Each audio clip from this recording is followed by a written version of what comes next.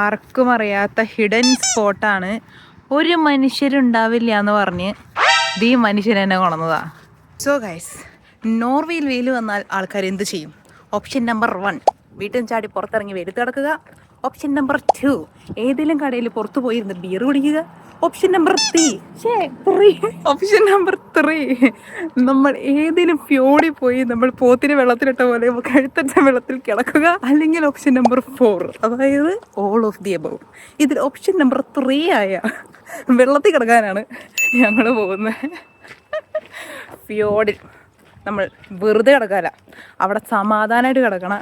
ഞണ്ടിനെയും മീനിനെയൊക്കെ ഒന്ന് ഉപദ്രവിച്ചിട്ട് വരാൻ വിത്ത് സ്നോർക്കലിംഗ്. ഞങ്ങളൊരു കലക്കും പോയി നോക്കാം എന്തിനേലൊക്കെ കാണാൻ പറ്റുമെന്ന്. അങ്ങനെ ഇവിടെ ഇറങ്ങി നടന്നു പോയപ്പോഴാണ് ഞാൻ ആ കാര്യം ഓർക്കണേ. അതായത് കഴുത്തറ്റം വെള്ളത്തിൽ കഴിഞ്ഞ പ്രാവശ്യമാണ് ഞാനൊന്ന് നീന്തിയത്. അതായത് നീന്താൻ എനിക്കറിയാം, പക്ഷെ മുങ്ങാൻ എനിക്കറിയില്ല. ഞാനാണ് സ്നോർക്കലിങ്ങിന് പോണേ. എങ്ങനെയുണ്ടാവും?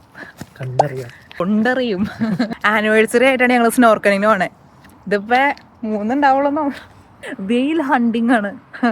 വെയിലല്ല, വെയിൽ, അതായത് സൂര്യ വെളിച്ചം ഹണ്ടിങ്ങിനാണ് നമ്മൾ നോർവേയിൽ ഏറ്റവും കൂടുതൽ സമ്മറിന് പോവുക. ഈ വണ്ടികളുടെ ഇത് വണ്ടികൾ തീരണില്ല. സ്നോർക്കലിങ് പോയിട്ട് അവിടെ ഇറങ്ങാനൊരു സ്ഥലം ഉണ്ടോന്ന് പോയി നോക്കണം. അത്രയും വണ്ടികളാണ് ഇവിടെ. ഇതാണ് ആരില്ലാത്ത സ്ഥലം. ഹായ് ഹായ് ഹായ്, നമ്മളെത്തിപ്പോയി. പട്ടികയിലേക്കോ?